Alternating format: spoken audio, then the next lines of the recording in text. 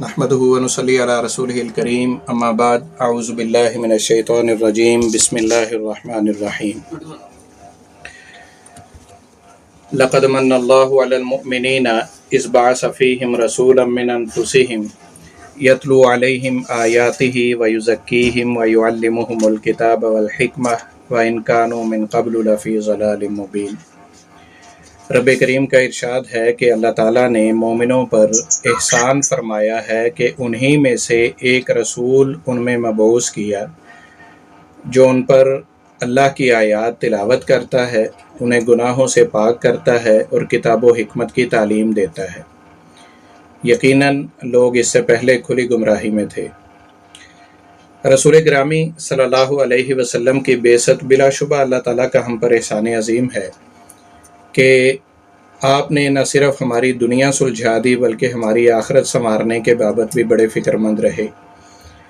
آپ کے دل میں اپنی محبت اپنی امت کے درد کا عالم یہ ہے کہ روز قیامت بھی امت ہی کی نجات کی فکر دامن گیر ہوگی، اور جب سبھی لوگ نفسی نفسی کہہ رہے ہوں گے تب آپ ربی امتی کہہ رہے ہوں گے۔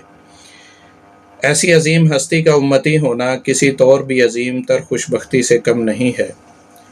پھر جو مقدس ہستی اپنی امت کے ہر فرد کی فلاح و نجات کے لیے اتنی فکر مند ہو، اس کے متعلق احترام و اکرام اور محبت و اطاعت کا سچا جذبہ رکھنا اور اس کے جملہ حقوق بجا لانا بھی ساری امت پر واجب ہے۔ تو ولادت رسول صلی اللہ علیہ وسلم کے مہینے کی مناسبت سے آج کے اس بیان کا جو موضوع رکھا گیا ہے وہ محبت رسول کے عملی تقاضے ہے۔ یعنی ہم میں سے کوئی بھی ایسا بندہ نہیں ہے مسلمانوں میں سے جو اس بات کا دعویٰ نہ رکھتا ہو کہ مجھے رسول کریم صلی اللہ علیہ وسلم کے ساتھ محبت ہے، لیکن وہ محبت سچی ہے یا سچی نہیں ہے، یا اللہ کے ہاں وہ محبت مقبول ہے یا اس درجہ قبولیت کو پہنچی نہیں ہے، اس کا کیسے پتہ چلے گا؟ اس کا اسی طرح اندازہ ہو سکتا ہے کہ محبت کے تقاضے ہم نبھا رہے ہیں یا نہیں، یعنی وہ باتیں جو اس محبت کے دعوے کو سچا ثابت کرتی ہیں وہ باتیں ہمارے اندر پائی جاتی ہیں یا نہیں پائی جاتی۔ اگر تو وہ پائی جاتی ہیں تو پھر تو ظاہر سی بات ہے ہمیں اس پر اللہ کا شکر بھی بجا لانا چاہیے اور اپنی اس محبت کو اپنے لیے ذریعہ نجات بھی سمجھنا چاہیے۔ اگر وہ نہیں پائی جاتی تو پھر اس میں کوئی دو رائے نہیں ہے کہ ایسا دعویٰ محض دعویٰ ہی ہے، اس کے علاوہ اس کی کوئی حقیقت نہیں ہے۔ دوسرے لفظوں میں یوں بھی کہا جا سکتا ہے کہ ایسا دعویٰ جھوٹا دعویٰ ہے، کیونکہ اصل تو مشن کو اپنانا ہوتا ہے، اصل تو ان تقاضوں کو نبھانا ہوتا ہے جو اس محبت کی حقانیت اور اس کی صداقت کو واضح کرتے ہیں۔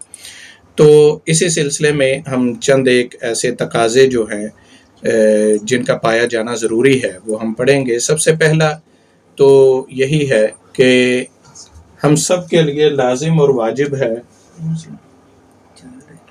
کہ رسول اللہ صلی اللہ علیہ وسلم پر ہم صدق و خلوص سے ایمان لائیں۔ یہ تو بتانے والی بات ہی نہیں ہے کہ نبی کریم صلی اللہ علیہ وسلم پر ایمان لانا مسلمان ہونے کے لیے سب سے بنیادی جزو ہے، ٹھیک ہے؟ اور جو لوگ ایمان نہیں لاتے ان کے لیے واضح طور پر اللہ تعالیٰ نے فرمایا ہے کہ وَمَن لَّمْ يُؤْمِن بِاللَّهِ وَرَسُولِهِ فَإِنَّا أَعْتَدْنَا لِلْكَافِرِينَ سَعِيرًا، کہ جو شخص اللہ تعالیٰ اور اس کے رسول پر ایمان نہ لائے بلا شبہ ہم نے ایسے منکروں کے لیے دہکتی ہوئی آگ تیار کر رکھی ہے۔ تو یہ تو سب سے بنیادی چیز ہے جس کی وضاحت کی ضرورت نہیں ہے یا اس پہ کوئی بہت زیادہ دلائل دینے کی بھی ضرورت نہیں ہے۔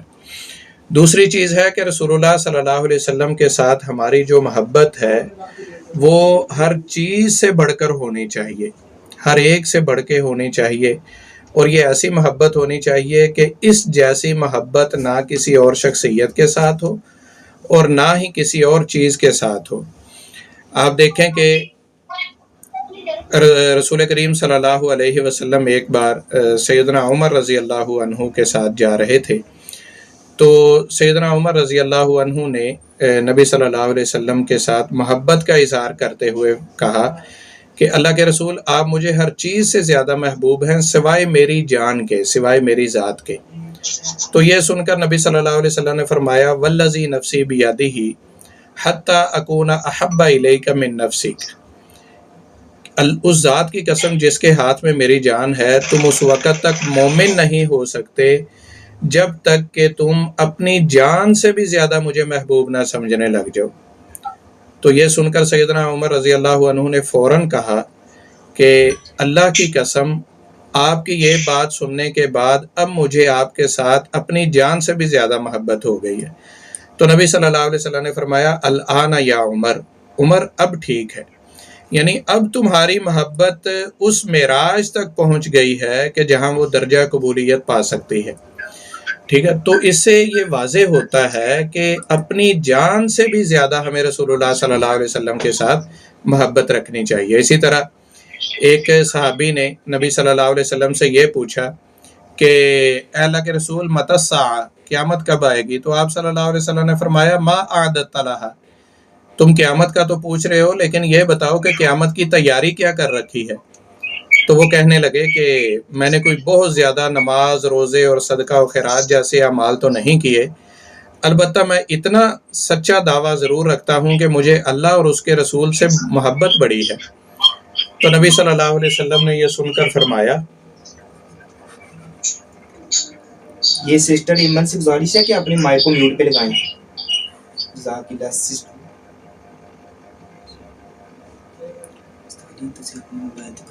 انت مع من احببت، کہ تم اسی کے ساتھ ہوگے جس سے تمہیں محبت ہے۔ تو رسول اللہ صلی اللہ علیہ وسلم نے اس صحابی کو گویا یہ بتا دیا کہ اگر تم میرے ساتھ محبت رکھتے ہو تو پھر اس کی واضح سی بات یہی ہے کہ انشاءاللہ اس محبت کے بدلے میں تم جنت میں میرے ساتھ ہی ہوگے۔ تو کتنا بڑا انعام ہے رسول اللہ صلی اللہ علیہ وسلم کے ساتھ محبت کرنے کا۔ تو ہمیں اس محبت کو اپنے اندر اجاگر کرنا چاہیے، زندہ کرنا نہیں چاہیے بلکہ ہمیشہ زندہ رکھنا چاہیے۔ یہ کبھی بھی کسی بھی درجے پہ، زندگی کے کسی بھی مرحلے پر یہ کم نہیں ہونی چاہیے۔ تیسرا جو تقاضا ہے اس محبت کا وہ یہ ہے کہ نبی کریم صلی اللہ علیہ وسلم کی کامل اطاعت کی جائے اور آپ کی اتباع کی جائے۔ اچھا، بڑی سادہ سی بات ہے کہ ایسا محبت کا دعویٰ ہرگز سچا نہیں ہو سکتا جس میں بندہ اپنے محبوب کی کوئی بات ہی نہ مانے۔ بھلا یہ کیسے ہو سکتا ہے کہ محبوب کے ساتھ محبت کا دعویٰ بھی بندہ رکھے لیکن اس کی کوئی بات بھی نہ مانے؟ ایسی محبت اپنے الفاظ میں ہی جھوٹی ثابت ہو جاتی ہے، اپنے آپ میں ہی وہ بے معنی ہو جاتی ہے۔ تو رسول کریم صلی اللہ علیہ وسلم کے ساتھ محبت چونکہ تمام محبتوں سے عظیم تر ہوتی ہے، تو اس کا یہ تقاضا بھی سب سے عظیم تر اور سب سے زیادہ اہمیت کے لائق ہونا چاہیے کہ ہم اس محبت کی وجہ سے آپ صلی اللہ علیہ وسلم کی ایک ایک بات مانیں اور آپ صلی اللہ علیہ وسلم کی ایک ایک حکم کے آگے سر تسلیم خم کریں۔ قرآن کریم میں اللہ تعالیٰ نے فرمایا قُلْ إِن كُنتُمْ تُحِبُّونَ اللَّهَ فَاتَّبِعُونِي يُحْبِبْكُمُ اللَّهُ وَيَغْفِرْ لَكُمْ ذُنُوبَكُمْ۔ نبی صلی اللہ علیہ وسلم کی اتباع کرنے سے، آپ کی کامل اطاعت بجا لانے سے صرف آپ صلی اللہ علیہ وسلم کی ہی محبت حاصل نہیں ہوگی بلکہ اللہ کی محبت بھی حاصل ہوگی۔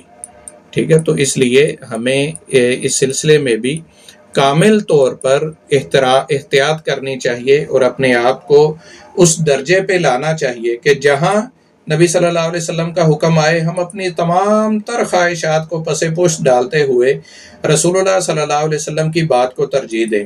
کوئی ایسا معاملہ ہماری زندگی میں آ جاتا ہے کہ جہاں ایک طرف ہمیں رشتہ داروں کی بات ماننا پڑتی ہے، دوسری طرف رسول اللہ کا فرمان ہے، تو ہمیں بلا شبہ رسول اللہ صلی اللہ علیہ وسلم کے فرمان کو ہی ترجیح دینی چاہیے۔ کوئی ایسا موقع ہے کہ ایک طرف ہماری خواہش کھڑی ہے اور بڑی ہی مرغوب خواہش ہے کہ اس کی خاطر ہماری جان نکلتی جا رہی ہے، لیکن دوسری طرف اس کے بارے میں اگر رسول اللہ صلی اللہ علیہ وسلم کی ممانعت کا کوئی فرمان ہے تو ہمیں بلا چون و چرا اس خواہش کو ترک کر دینا چاہیے اور نبی صلی اللہ علیہ وسلم کی بات کو ماننا چاہیے، تبھی تو ہماری محبت جو ہے وہ سچی ثابت ہوگی۔ سیدنا عبداللہ بن عمر رضی اللہ عنہ بیان کرتے ہیں کہ رسول اللہ صلی اللہ علیہ وسلم نے فرمایا کہ لا یؤمن احدکم حتی یکون ہواہ تبعا لما جئت به، تم میں سے کوئی شخص اس وقت تک مومن ہو ہی نہیں سکتا جب تک اس کی خواہشات اس چیز کے تابع نہ ہو جائیں جو میں لے کر آیا ہوں۔ وہ کیا چیز ہے؟ وہ قرآن کریم ہے اور سنت رسول ہے۔ یعنی جو رسول اللہ صلی اللہ علیہ وسلم نے احکام صادر فرمائے ہیں ان تمام کو ہمیں اپنانا چاہیے اور ان پر عمل پیرا ہونا چاہیے۔ تو رسول اللہ صلی اللہ علیہ وسلم کی پیروی کا عالم بالکل یہی ہونا چاہیے کہ جیسے سیدنا عبداللہ بن مسعود رضی اللہ عنہ ایک دفعہ مسجد میں آئے تو ابھی مسجد کے دروازے پر پہنچے تھے تو انہوں نے سنا کہ نبی صلی اللہ علیہ وسلم فرما رہے ہیں کہ بیٹھ جاؤ، تو وہ مسجد کے اندر آنا بھی انہوں نے گوارا نہ کیا، جہاں تھے وہیں بیٹھ گئے۔ تو نبی صلی اللہ علیہ وسلم نے فرمایا تعال یا عبداللہ بن مسعود، عبداللہ بن مسعود آگے آ جاؤ۔ تو انہوں نے عرض کیا کہ حضور آپ نے فرمایا کہ بیٹھ جاؤ، میں وہیں بیٹھ گیا۔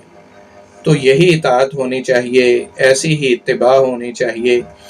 اور ایک بار سیدنا عمر رضی اللہ عنہ نے سونے کی انگوٹھی پہنی ہوئی تھی، تو نبی صلی اللہ علیہ وسلم نے اس پہ انہیں تھوڑی سی ناراضی کا اظہار کیا کہ یہ تم نے اہل جہنم کا زیور کیوں پہنا ہوا ہے؟ تو سیدنا عمر رضی اللہ عنہ نے سونے کی انگوٹھی اتار کے پھینک دی۔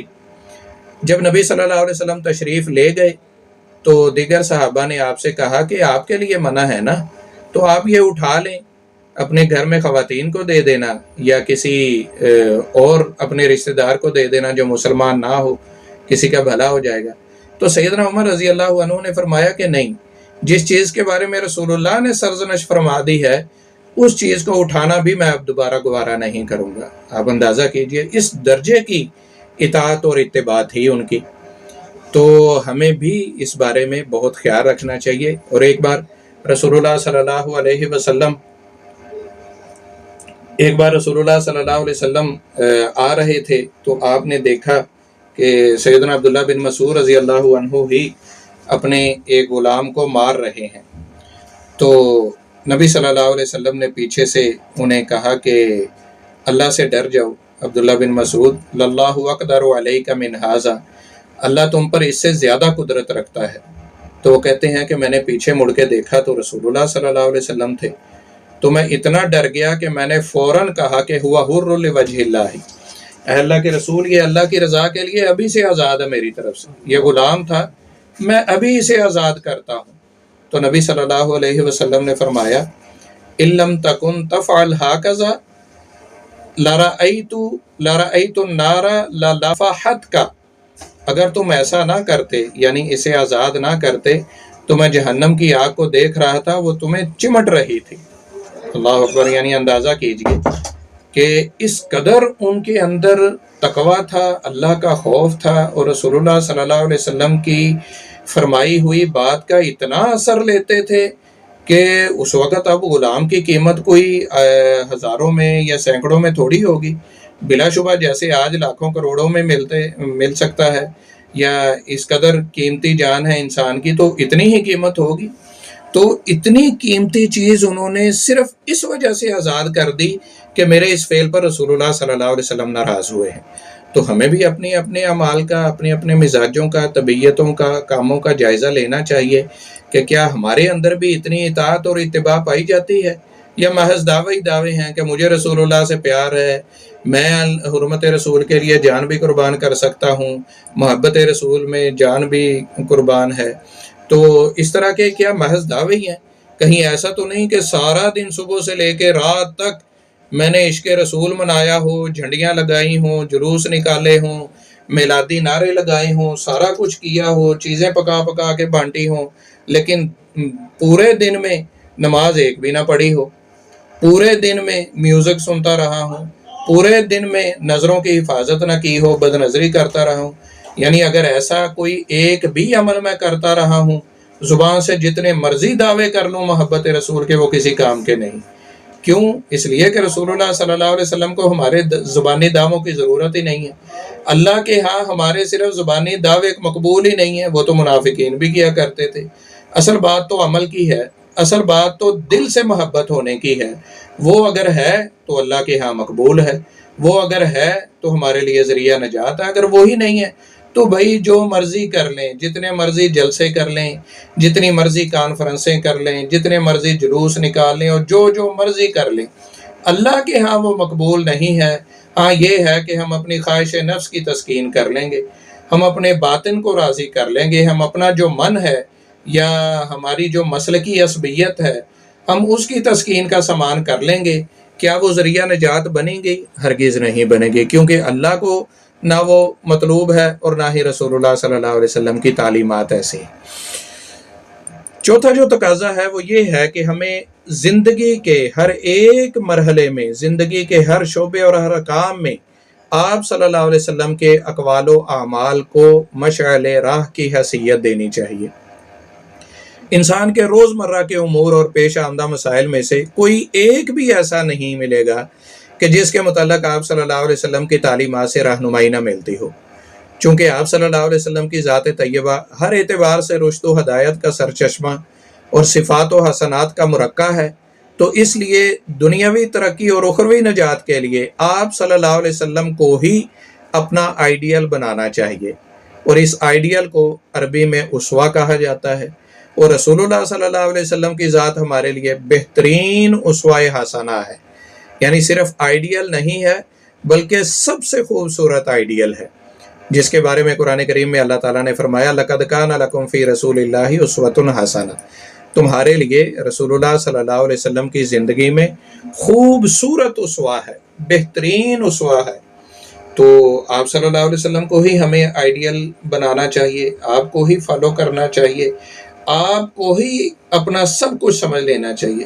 اب دیکھیں زندگی کا کوئی ایک بھی معاملہ ایسا نہیں ہے، وہ ازدواجی زندگی سے متعلقہ ہو، وہ انفرادی زندگی سے، وہ اجتماعی زندگی سے، وہ میڈیکل کے شعبے سے ہو، تعلیم کے شعبے سے ہو، تبلیغ کے شعبے سے ہو، وہ دعوت کے میدان سے ہو، وہ جہاد کے میدان سے ہو، وہ بین الاقوامی تعلقات کے حوالے سے، کوئی بھی ہو، کسی بھی طرح کا ہو، کوئی آپ کو ایسا شعبہ ملے گا ہی نہیں کہ جس میں رسول اللہ صلی اللہ علیہ وسلم نے رہنمائی نہ کی ہو۔ حتیٰ کہ آپ دیکھیں کہ سیدنا ابو ایوب انصاری رضی اللہ عنہ کو ایک کافر نے یہ مذاق کیا تھا کہ تمہارا نبی تو تمہیں قضائے حاجت کے طریقے بھی سکھاتا ہے، یعنی اپنی طرف سے اس نے مذاق کیا، طنز کیا کہ تمہارا نبی تمہیں قضائے حاجت کے طریقے بھی سکھاتا ہے۔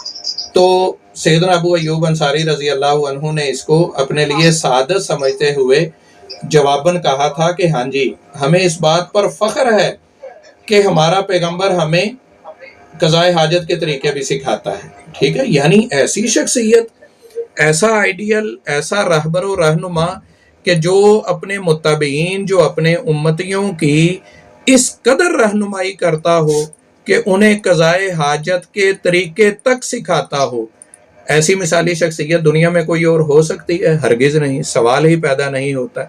تو اس لیے ہمیں بھی ہر معاملے میں، چاہے ہمارا کاروباری ہو، کوئی انفرادی زندگی سے متعلق ہو، گھریلو زندگی سے متعلق ہو، اجتماعی ہو، معاشرتی ہو، معاشی ہو، جیسا بھی ہو معاملہ، اس کے بارے میں ہم ایک بار یہ ضرور دیکھا کریں کہ اس سلسلے میں قرآن کیا کہتا ہے، حدیث کیا کہتی ہے، کیونکہ اول تو ہم مسلمان ہیں نا، سب سے پہلے اسلام ہے، تو سب سے پہلے اسلام کا تقاضا ہی یہ ہے کہ ہم سب سے پہلے قرآن و حدیث کو ضرور دیکھیں کہ ان سے کیا رہنمائی ملتی ہے، اس کے بعد ہم باقی چیزوں کو دیکھیں، تو اس سے انشاءاللہ اللہ تعالیٰ برکت بھی فرمائے گا، رسول اللہ صلی اللہ علیہ وسلم کے ساتھ ہماری جو محبت ہے اس کا دعویٰ بھی سچا ٹھہرے گا، اور اس پر ہم اجر کے مستحق بھی بنیں گے انشاءاللہ۔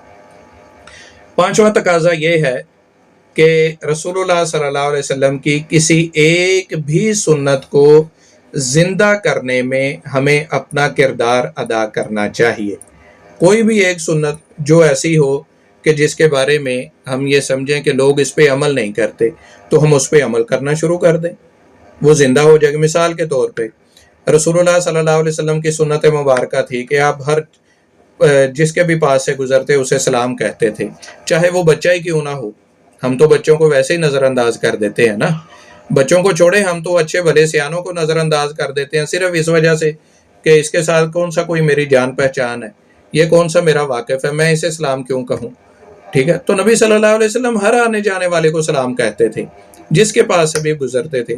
تو آج ہم یہ دیکھیں کہ بھائی یہ سنت جو ہے اس پہ عمل نہیں ہو رہا، تو اسے ہم زندہ کرنا شروع کر دیں۔ زندہ کرنے کا کیا مطلب ہے؟ ہم اس پہ عمل شروع کر دیں اور لوگوں کو اس کی تبلیغ شروع کر دیں، جس کے پاس سے بھی گزرے۔ صحابہ تو اس قدر اہتمام کرتے تھے کہ کہیں جا رہے ہوتے تھے نا دو آدمی، تو درمیان میں اگر درخت آ جاتا، ایک صحابی ادھر سے گزرتا، دوسرا دوسری طرف سے، تو دوبارہ جب وہ اکٹھے ہوتے تھے تو پھر ایک دوسرے کو سلام کہہ دیتے تھے۔ یعنی وہ اس قدر اہتمام کرتے تھے سنتوں کو زندہ کرنے کا۔ تو ہم بھی ایسی سنتوں کو زندہ کرنا شروع کر دیں، ٹھیک ہے؟ اگر سچ بولنے کی سنت ختم ہو رہی ہے، جھوٹ عام ہو چکا ہے، کاروبار میں جھوٹ ہے، دیگر معاملات میں جھوٹ ہے، تو ہم سچائی کو عام کرنا شروع کر دیں، لوگوں کو سچائی کی تبلیغ کرنا شروع کر دیں۔ اور اسی طرح اگر دیانتداری ختم ہوتی جا رہی ہے، اگر لوگوں کی خدمت کرنا ختم ہوتا جا رہا ہے، مسکینوں، یتیموں، ضعیفوں، کمزوروں، بیواؤں کی خدمت کرنا، یہ سنت جو ختم ہوتی جا رہی ہے، اس کو زندہ کرنا شروع کر دیں۔ کسی کے ساتھ کو مالی مدد کرنا کی طرف رجحان اگر نہیں رہا تو اس کو شروع کر دیں۔ کوئی بھی ایسا عمل، چاہے وہ چھوٹے سے چھوٹا ہی کیوں نہ ہو، اس پہ اگر مثلا نبی صلی اللہ علیہ وسلم نے اب فرمایا ہے کہ تبسموا کا فی وجہ اخیک لک صدقہ، کہ تم اگر اپنے مسلمان بھائی کو دیکھ کے مسکرا بھی پڑو گے نا تو اس پر بھی تمہیں صدقے کا ثواب ملے گا۔ اب کتنی پیاری سنت ہے، کتنی خوبصورت سنت ہے۔ تو اب ہمارے اندر یہ سنت نہیں پائی جا رہی۔ ہم اگر کسی جاننے والے کو بھی ملتے ہیں تو بڑے روکھے سے انداز سے ملتے ہیں، بڑی سنجیدگی اتنی حاوی ہوئی ہوتی ہے ہم پہ کہ وہ ویسے ہی روکھا سا انداز اپنائے ہوتی ہے، تو ہم مسکرا کے ملنا شروع کر دیں۔ یہ بھی سنت کو زندہ کرنے والی بات ہے۔ تو اس کا اجر کیا ہوگا؟ رسول اللہ صلی اللہ علیہ وسلم نے فرمایا، من احیا سنتا من سنتی فعمل بها الناس کان له مثل اجر من عمل بها، جس نے میری کسی سنت کو زندہ کیا پھر اس پر لوگ عمل کرنے لگ گئے تو اسے اپنے اجر و ثواب کے علاوہ اس پر عمل کرنے والے ہر شخص کے برابر اجر ملے گا۔ اللہ اکبر! یعنی آپ کے توجہ دلانے سے یا آپ کے عمل کو دیکھ کے جو بھی بندہ اس سنت کو اپنائے گا، وہ سارے کے سارے اجر و ثواب جتنا ان سب کو ملے گا، ان سب کے برابر آپ کو بھی اجر و ثواب ملے گا۔ اور اس کا یہ مطلب نہیں ہے کہ آپ کے حصے کا جو ثواب ہوگا وہ ختم ہو جائے گا، نہیں، وہ بھی آپ کو ملے گا، اس کے ساتھ ساتھ ان سب کے برابر بھی ثواب ملے گا۔ تو اس لیے رسول اللہ صلی اللہ علیہ وسلم کے ساتھ محبت کا سب سے خوبصورت تقاضا اور سب سے خوبصورت دلیل آپ کے ساتھ محبت ہونے کی وہ یہی ہے کہ آپ کی سنتوں کو زندہ کیا جائے، ٹھیک ہے؟ کچھ سنتیں میں یہاں بیان کر دیتا ہوں جو عام طور پہ جن پہ عمل نہیں ہوتا، تو ان میں سے کسی ایک پہ بھی عمل کرنا شروع کر دیں۔ سب پہ ہو جائے تو اس سے تو زیادہ خوبصورت بات ہی کوئی نہیں ہے۔ تو ان سنتوں میں سے ہے اذان کا جواب دینا۔ عام طور پہ ہم اذانیں تو سنتے ہیں لیکن اذان ختم ہونے کے بعد یہ ذہن میں ہی نہیں رکھتے کہ اس کا جواب بھی دینا ہے۔ اذان ہونے کے ساتھ ساتھ یہ ذہن میں ہی نہیں ہوتا کہ اس کا جواب دینا ہے۔ اور اسی طرح اذان ختم ہونے کے بعد کی دعا پڑھنا یہ بھی سنت ہے، اس پہ بھی اہتمام نہیں ہوتا، ٹھیک ہے جی؟ اور فرض نمازوں کی سنتیں باقاعدگی سے پڑھنا، یہ بڑا غلط رجحان عام ہو گیا ہے کہ فرض پڑھ لیے جاتے ہیں، سنتوں کا اہتمام نہیں کیا جاتا، اس کا بھی اہتمام کرنا چاہیے۔ اسی طرح اذان اور نماز کے درمیان کا جو وقت ہے یہ قبولیت کا وقت ہوتا ہے، تو اس وقت پہ دعا کرنا یہ بھی سنت ہے، تو اس پر بھی عمل کرنا چاہیے۔ پھر اسی طرح ایک سنت یہ ہے کہ نبی صلی اللہ علیہ وسلم سفر سے واپسی پر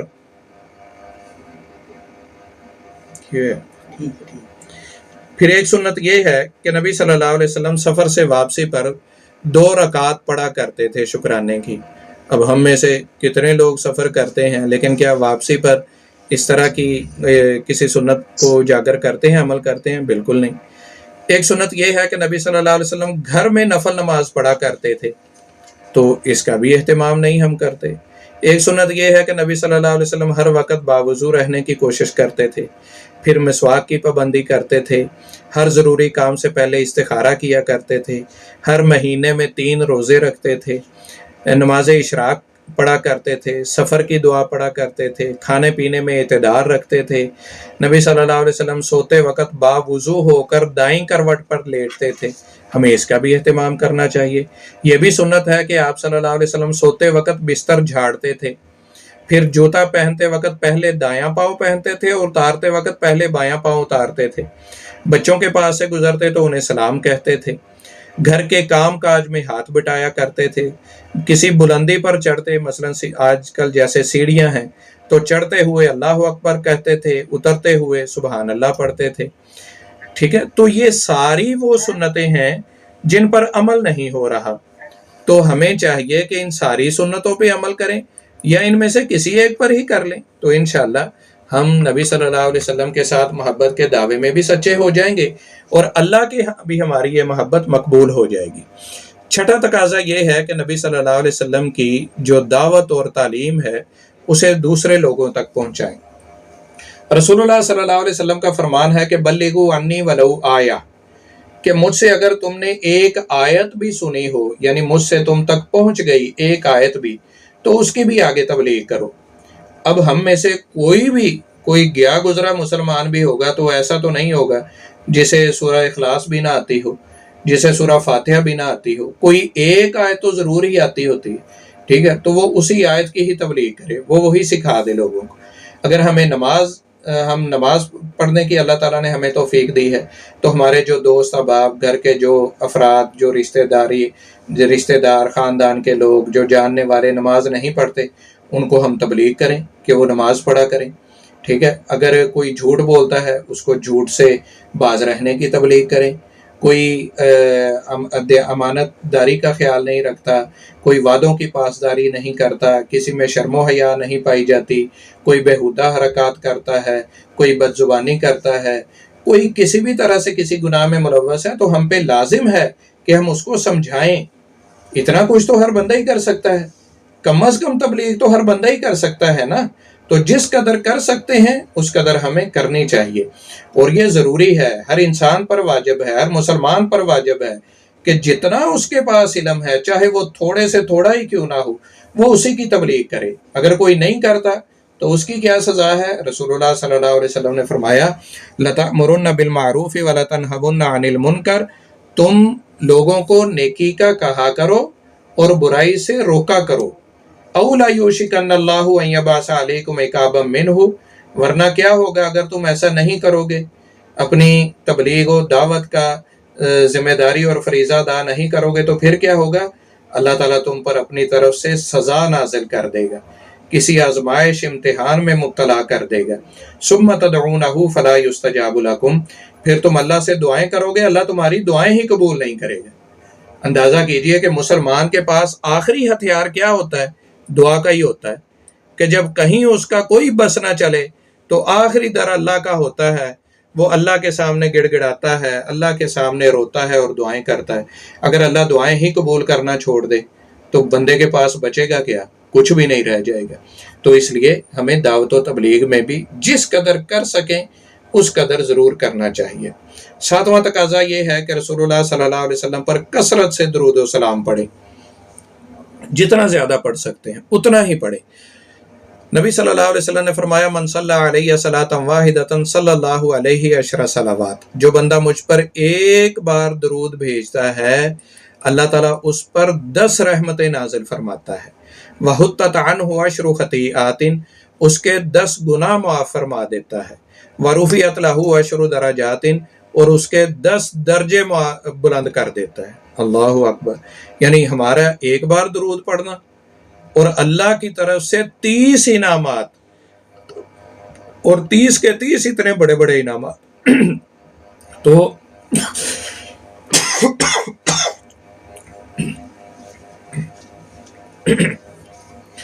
رسول اللہ صلی اللہ علیہ وسلم کے ساتھ محبت کا یہ بھی بڑا خوبصورت تقاضا ہے۔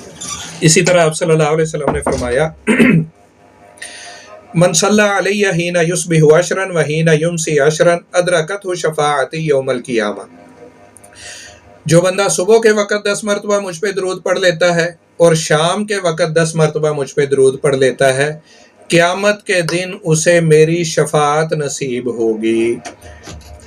یعنی اللہ تعالیٰ اللہ کے رسول صلی اللہ علیہ وسلم ایسے بندے کی سفارش کریں گے اور آپ کی سفارش سے وہ بندہ جنت میں چلا جائے گا۔ اب ہم میں سے کون نہیں چاہتا کہ رسول اللہ صلی اللہ علیہ وسلم اس کی سفارش کریں، اس کی شفاعت کریں؟ ہم میں سے ہر بندے کی خواہش ہے، ہر بندہ یہ چاہتا ہے۔ تو اس سے بڑھ کر فضیلت اور سعادت کیا ہوگی کہ ہمارے اعمال خواہ تھوڑے ہی ہوں، خواہ ہم جتنے بھی گنہگار ہوں، رسول اللہ ہمارے لیے سفارش کرے اور ہم جنت میں چلے جائیں۔ یہ کس کی خواہش نہیں ہوگی؟ ہر بندے کی خواہش ہوگی۔ تو اتنی بڑی فضیلت اور اتنا بڑا انعام مل کیسے سکتا ہے؟ صرف اس چھوٹے سے عمل سے کہ 10 مرتبہ صبح کو درود شریف پڑھ لیا کریں اور 10 مرتبہ شام کو درود شریف پڑھ لیا کریں۔ اور اسی طرح یہ تو ہیں اخروی فوائد، دنیاوی فوائد بڑے ہیں درود شریف پڑھنے کے۔ آپ دیکھیں کہ ایک صحابی نے نبی صلی اللہ علیہ وسلم سے پوچھا، سیدنا ابی بن کعب رضی اللہ عنہ نے، کہ اللہ کے رسول میں جب دعا مانگوں تو آپ پر کتنا درود پڑھوں؟ آپ نے فرمایا کہ جتنا تم چاہو۔ انہوں نے کہا کہ میں دعا کا 1/4 حصہ آپ پہ درود پڑھا کروں گا۔ نبی صلی اللہ علیہ وسلم نے فرمایا ٹھیک ہے جتنا تم چاہو، لیکن اگر زیادہ پڑھو گے تو زیادہ فائدہ ہے۔ انہوں نے کہا کہ میں آدھی دعا میں اپنی دیگر حاجتیں ضرورتیں اللہ تعالیٰ سے مانگا کروں گا، آدھی دعا میں درود پڑھا کروں گا۔ نبی صلی اللہ علیہ وسلم فرمایا ٹھیک ہے، لیکن اگر اس سے بھی زیادہ پڑھو گے تو تمہارے لیے ہی بہتر ہے۔ وہ کہتے ہیں کہ میں نے عرض کیا کہ میں دعا کے 3 حصے کر لیا کروں گا، 2 حصے میں صرف درود پڑھوں گا، 1 حصہ صرف دعا مانگوں گا۔ تو نبی صلی اللہ علیہ وسلم نے فرمایا یہ بھی ٹھیک ہے، لیکن اگر تم زیادہ پڑھو گے تو تم اور زیادہ فائدے اٹھاؤ گے۔ وہ کہنے لگے کہ میں حیران ہوا، تو میں نے پھر کہا کہ میں پھر ایسا کروں گا، اپنی ساری دعا میں آپ پہ صرف درود ہی پڑھتا رہا کروں گا اور کچھ بولوں گا ہی نہیں۔ تو نبی صلی اللہ علیہ وسلم نے فرمایا اذن تکفی ہمک ویغفر لک ذنبک، اگر تم ایسا کرو گے تو اللہ تعالیٰ تمہاری ساری پریشانیاں اور غم دور کر دے گا اور تمہارے سارے گناہ معاف فرما دے گا۔ اندازہ کیجئے کہ اپنی دعا میں صرف درود ہی پڑھتے رہنے سے اللہ تعالیٰ بندے کے دل میں جو حاجتیں، ضرورتیں، پریشانیاں، مصیبتیں، تکلیفیں اور اس کے مسائل ہوں گے جو وہ زبان پہ نہیں لایا ہوگا، اللہ تو جانتا ہے نا، اللہ ویسے ہی دور کر دے گا، ویسے ہی ختم کر دے گا سارے کے سارے۔ ٹھیک ہے کہ تو نے نہیں بھی مانگے تو کوئی بات نہیں، میں جانتا ہوں میں تیرے اس عمل کی وجہ سے میں وہ تیرے سارے مسائل، ساری پریشانیاں، ساری تکلیفیں ویسے ہی دور کر دیتا ہوں۔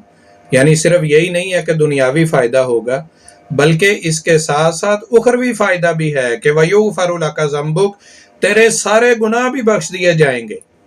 صرف یہی نہیں ہے کہ تیری پریشانیاں ہی دور ہوں گی۔ تو اس لیے درود شریف کو ہمیں اپنا لازمہ بنا لینا چاہیے، چلتے پھرتے، اٹھتے بیٹھتے۔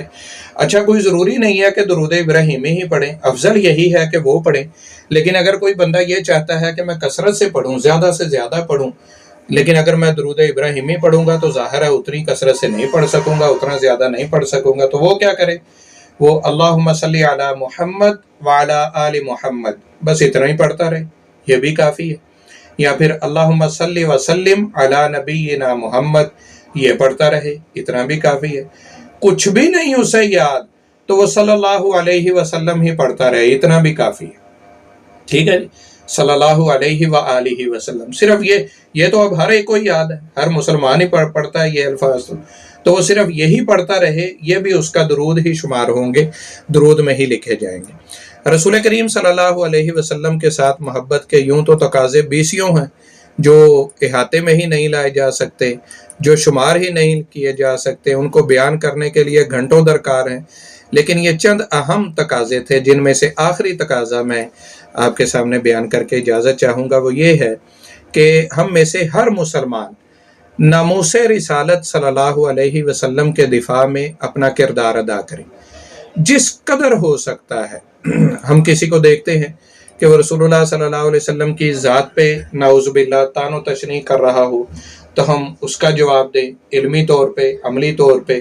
اگر کوئی آپ صلی اللہ علیہ وسلم کی سنت کی اہانت کر رہا ہے، کسی آپ کی سنت کا مذاق اڑا رہا ہے، جیسے نعوذ باللہ ہم لبرلز کی طرف سے دیکھتے ہیں کہ قربانی کے دنوں میں قربانی کا مذاق اڑا رہے ہوتے ہیں، رمضان المبارک میں روزے کا مذاق اڑا رہے ہیں، حج عمرے کا مذاق اڑاتے ہیں یا دیگر چیزوں کا، تو ایسے لوگوں کی علمی طور پہ تردید کرنی چاہیے، عملی طور پہ بھی تردید کرنی چاہیے، ٹھیک ہے۔ جس حد تک ہو سکے ایسے لوگوں کے سامنے دیوار بننا چاہیے اور رسول اللہ صلی اللہ علیہ وسلم کی ذات کا دفاع کرنا چاہیے۔ یہ ہم پہ واجب ہے، ہم پہ فرض ہے اور ہم سے مطلوب ہے۔ قرآن کریم میں اللہ تعالیٰ نے فرمایا فَالَّذِينَ آمَنُوا بِهِ وَعَزَّرُوهُ وَنَصَرُوهُ وَاتَّبَعُوا النُّورَ الَّذِي أُنزِلَ مَعَهُ أُولَٰئِكَ هُمُ الْمُفْلِحُونَ۔ جو لوگ آپ پر ایمان لائے، آپ کو تقویت دی، آپ کی نصرت کی اور اس نور کی اتباع کی جو آپ پر نازل کیا گیا یعنی قرآن کریم، تو یہی لوگ فلاح پانے والے ہیں، ٹھیک ہے۔ تو تقویت دینے کا اور نصرت کرنے کا کیا مطلب ہے؟ یہی ہے کہ رسول اللہ صلی اللہ علیہ وسلم کی ناموس رسالت کا دفاع کیا جائے۔ ایسی صورت میں ہم کیا کر سکتے ہیں؟ ہم جس حد تک بھی کر سکتے، ہم بول سکتے ہیں، اچھے اسپیکر ہیں تو بول کر ہم اپنا کردار ادا کریں، ہم اگر لکھ سکتے ہیں تو ہم لکھ کر کردار ادا کریں، ہم اس سلسلے میں کام کرنے والوں کی کوئی مدد کر سکتے ہیں، اعانت کر سکتے ہیں تو ہم ان کے دست و بازو بن کے اس سلسلے میں اپنا کردار ادا کریں۔ اگر آپ سوشل میڈیا ایکٹیوسٹ ہیں تو اس موضوع پر پوسٹیں کریں، ویڈیوز اپلوڈ کریں، کبار علماء اور اسلامک اسکالرز کی ویڈیوز شیئر کیجئے، لوگوں کے ذہنوں میں پیدا ہونے والے وسوسوں اور وہموں کو دور کریں۔ جو اعتراض کرتے ہیں کسی بھی حوالے سے رسول اللہ کی ذات پر، آپ کے اعمال پر، آپ کی حدیث و سنت پر، ان کے اعتراضات کا مدلل رد کریں۔ تو جس بھی طرح سے ہم کچھ بھی نہیں کر سکتے تو اس سلسلے میں لکھا جانے والا کوئی مختصر لٹریچر ہی تقسیم کر دیں، وہ بھی کر سکتے ہیں۔ کالجز اور یونیورسٹیز کے طلباء کو، اسٹوڈنٹس کو، اپنے کولیگز کو، اپنے تحت کام کرنے والوں کو، اپنے گھر والوں کو، یعنی جہاں تک ہماری رسائی ہے ان تک ہم نبی صلی اللہ علیہ وسلم کی تعلیمات پہنچائیں، آپ صلی اللہ علیہ وسلم کی سنتوں کو عام کریں، آپ کی محبت کا پرچار کریں اور لوگوں کو بتائیں کہ یہ محبت کس قدر عظیم ہے، رسول اللہ کی ذات کس قدر عظیم ہے اور آپ کے ساتھ محبت رکھنے کے تقاضے کیا ہیں، انہیں نبھانا کس قدر ضروری ہے۔ تو جس حد تک بھی ہو سکے ہم نبی صلی اللہ علیہ وسلم کے ساتھ محبت کے سچا ہونے کا عملی ثبوت پیش کریں، تبھی اللہ کے ہاں ہماری یہ محبت مقبول ہوگی۔ اللہ تعالیٰ سے دعا ہے کہ وہ ہمیں صرف زبانی داموں تک نہ رکھے، زبانی کلامی نبی صلی اللہ علیہ وسلم کے ساتھ اظہار محبت کی توفیق نہ دے، بلکہ ہمیں عملی طور پر عملی تقاضے نبھانے کی بھی توفیق عطا فرمائے، تاکہ کل قیامت کے روز ہم رسول اللہ صلی اللہ علیہ وسلم کے سچے امتی بن کر بھی سامنے آ سکیں اور عند اللہ بھی سرخرو ہو سکیں۔ اور اللہ تعالیٰ سے یہ بھی دعا ہے کہ جیسے نبی صلی اللہ علیہ وسلم نے فرمایا کہ المرء مع من احب، آدمی قیامت کے دن اسی کے ساتھ ہوگا جس